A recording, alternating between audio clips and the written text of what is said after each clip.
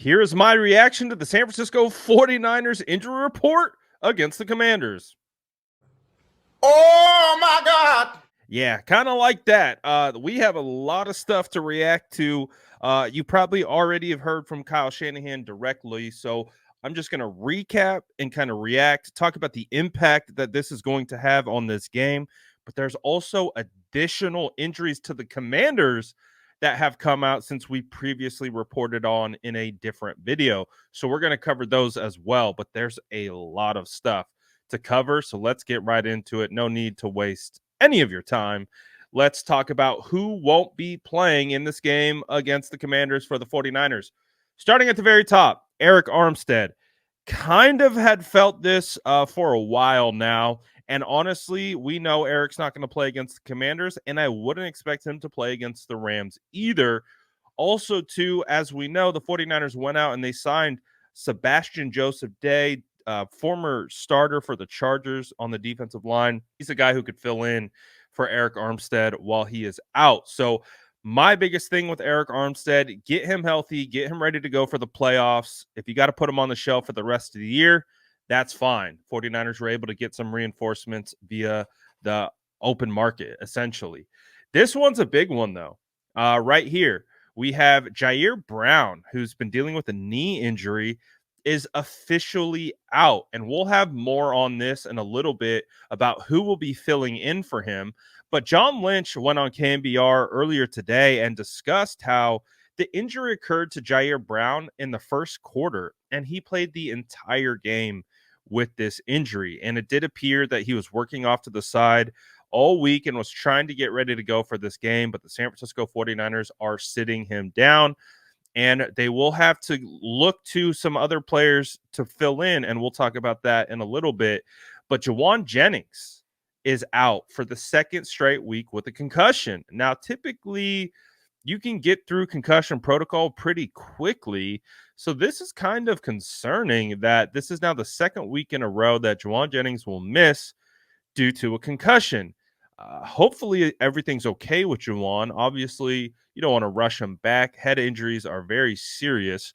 So we'll have to continue to see what is going on with Jauan. He was missed against the Ravens, especially in those crucial moments where you either have to have it in the red zone or third down conversions, where Jauan has really made a name for himself. Literally, that's why we call him Third and Jauan.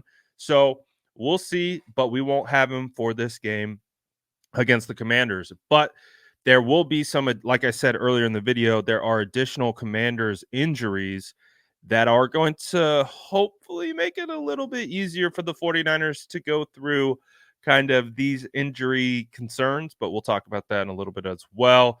Jalen Moore with a concussion is out. So the San Francisco 49ers are obviously thin at the depth spot for the offensive tackle position.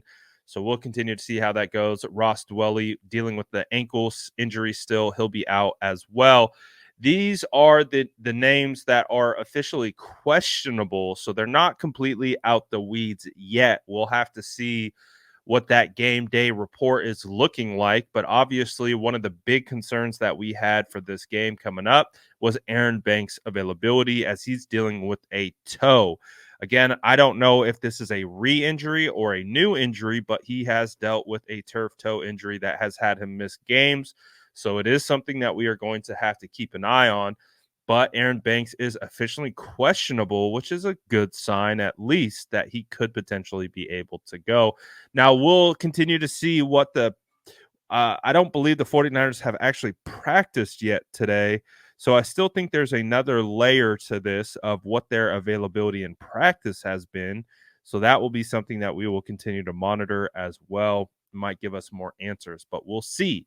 Danny Gray had his his practice window opened up. So we saw him practice for the first time yesterday. Now, I don't know if that necessarily means he's going to play, but yeah, the 49ers might need him. They might not have a choice. So we'll see if he gets activated to the active roster. I think that's part of the hurdle that he has to overcome, is to be able to get Danny Gray up on game day.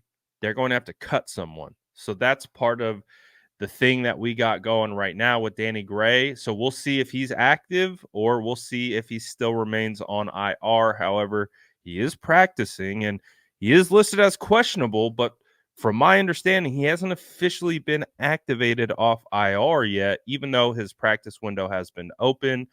I could be misunderstanding that. Don't quote me on that one. Just that's the way I'm looking at it. Could be wrong though. I'm going to be honest with you. I could be wrong. He might be able to go up this week. So we'll figure that one out. I'll try to find some more information on that for you as well. Jordan Mason questionable. He was dealing with an illness earlier this week. Ambry Thomas questionable. Demetrius Flanagan Fowles popped up. I guess he suffered some kind of injury in practice earlier today. So that will be something that we have to monitor moving forward. But the good news is, as you can see, no Deebo Samuel on the injury report. He's officially cleared. No Trent Williams on the injury report. He's officially cleared. So that's good. That's good news. As I was talking about earlier, John Lynch went on KNBR earlier today to talk about, a bunch of different things. He was asked about Jair Brown, wasn't committal on his status, but as we know, he's officially out. But he did say on KNBR that he expects Logan Ryan to step up in the rookie's absence if he was to have to miss time. So obviously, we heard early in the week maybe Isaiah Oliver could be filling in because he has been playing some safety snaps and kind of staying ready for that spot. The 49ers also have Eric Harris on the practice squad, but it does appear that the 49ers will be turning to Logan Ryan, who, again, 2 Super Bowl rings, has played a lot in a lot of meaningful games. So he has the experience to be able to step in right away and likely play at a pretty high level. So that will be something that we continue to watch for.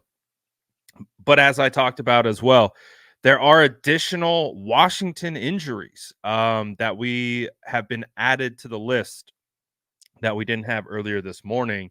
So let's go through the players that will be out for the Commanders. It appears their number 1 cornerback, Kendall Fuller, will be out, as well as their number 2 corner, Benjamin St-Juste. So they will be down their top 2 corners and all that types of stuff. It does sound like there's going to be an interesting situation with their number 2 safety, Percy Butler. I've seen it reported 2 ways that Percy is going to actually be playing. I've also seen it reported that he's going to be out. So we'll figure out what's going on with that. Center Tyler Larson, their starting center, is out, and their starting left tackle is out. So they are going through some serious injuries to that offensive line and their secondary. So, I mean, although the 49ers are going through injuries as well, so are the Commanders. And even so, with the Commanders, they have some issues with their quarterback. Okay, and I'm seeing it right now. Percy Butler is officially out. So no Percy Butler, according to the Commanders. So it was believed that he would fill in for some of the other injured safeties, but it sounds like he is officially out. And their right tackle, Andrew Wiley, elbow is questionable. And quarterback Jacoby Brissett is also questionable. And it doesn't sound like Jacoby is trending in the right direction, as he sounds like he hurt himself in practice. So the Commanders are really, really banged up as well. So it's not just the San Francisco 49ers that are dealing with injuries. The Commanders are dealing with quite a bit of injuries as well. So, I mean, we talked about it at the beginning of the week. We said this was going to be a massive update, and Friday's updates were going to be huge and crucial to determine who was going to play and who was not going to play. And clearly, there's a lot of guys that aren't going to be playing in this game.